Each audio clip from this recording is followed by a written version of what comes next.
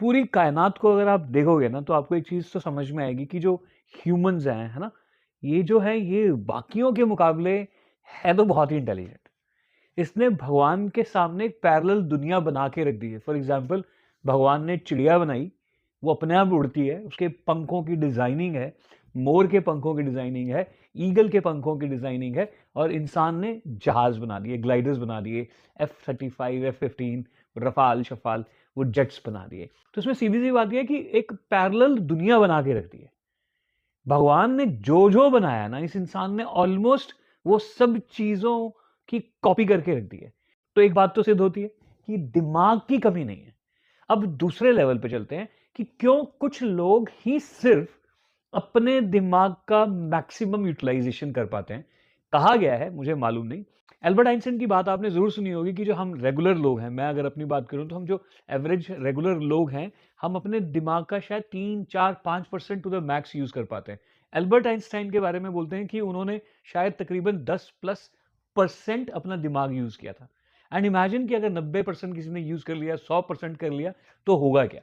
लेकिन ये पॉसिबल कैसे है? तो पॉसिबिलिटी के ऊपर मैंने जब थोड़ा बहुत पढ़ना स्टार्ट किया, किताबों से मुझे कुछ समझ में आया, तो वहाँ पर एक ही चीज़ मुझे समझ में आई और वो है काइज़न। तो काइज़न के बारे में बात करने से पहले मैं एक छोटी-सी बात वैसे ही आपके साथ शेयर करता हूँ कि अगर मैं आपसे पूछूँ कि 7 इंटू 7 कितने होते हैं? तो मुझे लगता है कि आपका जवाब सोचना ही नहीं पड़ा होगा आपको, एकदम पॉप अप हो गया होगा कि 7 इंटू 7 49। बट अगर मैं पूछूँगा कि 7 इंटू 7 इंटू 7 कितने हैं?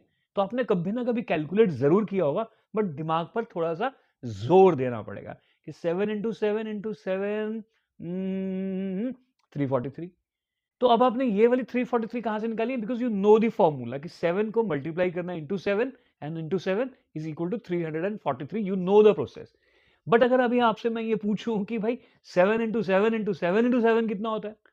तो आप थोड़ा-सा और ज़ोर लगाओगे, then you will create what? दिमाग में लगाओगे 343 इंटू 7। अगर आपका दिमाग इससे थोड़ा-सा आगे चला जाए कि भाई इस आदमी ने 7 into 7 into 7 into 7 into 7 4 times पूछा है, ध्यान से सुनना, 4 टाइम्स पूछा है, next is he is going to ask 7 into 7 into 7 into 7 into 7 5 times. अगर आपका दिमाग वहाँ पे चला जाता है और कैलकुलेशंस करके पहले ही आप तैयार हो जाते हो, तो आप बेसिकली क्या कर रहे हो, आपकी जो ब्रेन की क्वालिटी है ना, सोचने की जो आपकी क्षमता है ना, आप उसको एक्सपैंड करना स्टार्ट करती है। लेकिन हम स्कूल कॉलेज जाने के बाद अपनी ज़िंदगी में पैसे कमाने के चक्कर में, नौकरियों में, बिज़नेस में फँसने के बाद अपने दिमाग की पोटेंशियल काबिलियत को एक्सपैंड करना बंद कर देते हैं। रादर जितनी होती है उससे कम का प्रयोग करके जो डे टू डे के हमारे रूटीन के जो काम हैं, जिनसे हमारा घर चल सके, उस पे हमारा ज़्यादा फ़ोकस हो जाता है और एक स्टेज ऐसी आती है जब आप 35, 40, 50 के आस-पास आप बोलना शुरू कर देते हो, इतना दिमाग नहीं चलता, इतना दिमाग मैं नहीं चला सकता।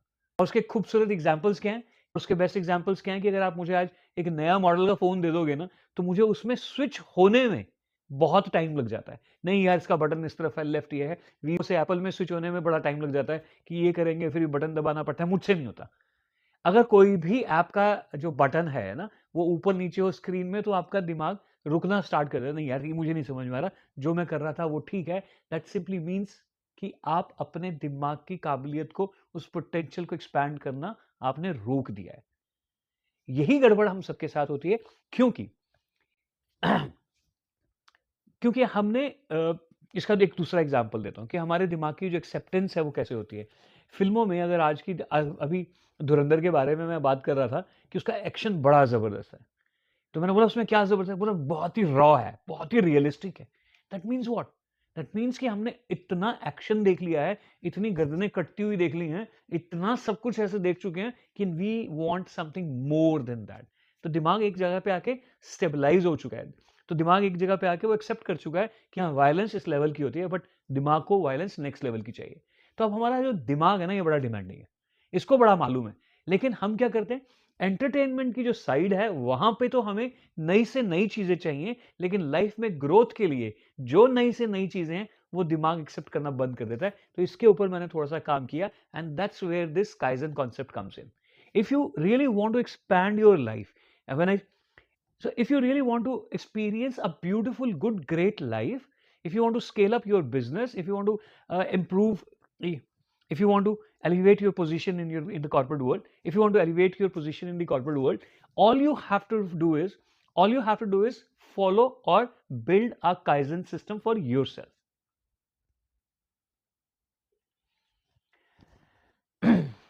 अब काइजन कितने एरियाज में आपका काइजन जो है, पहले काइजन के बारे में आपको बोला। काय मीन्स नेवर एंडिंग इंप्रूवमेंट। एक मछली होती है काय के नाम से, उसके बारे में कहा जाता है, आप पढ़ सकते हो गूगल पे, कि अगर आप उसको एक फिश बोल में डालोगे ना, कटोरे में डालोगे, या हमारी देसी भाषा में डोंगे में डालोगे, तो उसका साइज उसके हिसाब से रहेगा, वो इतनी सी रहेगी, तो उसका साइज इतना सा रहेगा। अगर आप उसको फिश टैंक में डाल दोगे तो उसका साइज इतना बड़ा हो जाएगा। अगर आप उसको स्विमिंग पूल में डाल दोगे तो उसका साइज इससे ज्यादा बड़ा हो जाएगा।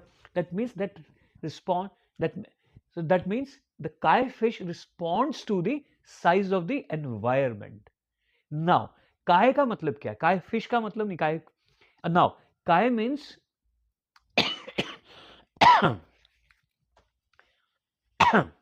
now kai means never ending improvement, but as per the available environment. Now look at this. Now look at this. आपका एनवायरमेंट जो है ना वो आपको डिसाइड आपका एनवायरमेंट जो है ना वो डिसाइड कर रहा है कि आप कितना बड़ा सोच सकते हो, कितना बड़ा कर सकते हो। So never ending improvement is possible if you keep on growing your environment. इसीलिए हम स्कूल छोड़ के कॉलेज में जाते हैं, कॉलेज छोड़ के अपने इसीलिए हम किंडरगार्टन छोड़ के छोड़ के प्राइमरी स्कूल में जाते हैं, हायर सेकेंडरी में जाते हैं, कॉलेज में जाते हैं, रियल वर्ल्ड में जाते हैं। अगर हम वहीं रहेंगे तो हम वैसे ही हो जाएंगे।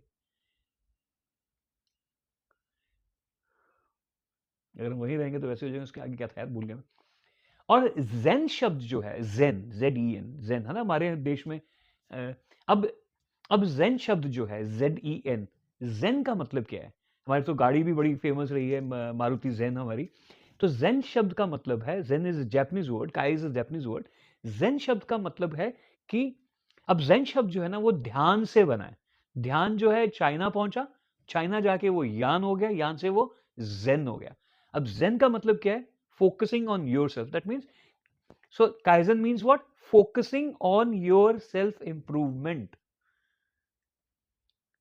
तो काइजन को कॉर्पोरेट वर्ल्ड में क्या, तो काइजन का कॉर्पोरेट वर्ल्ड में मतलब क्या बना?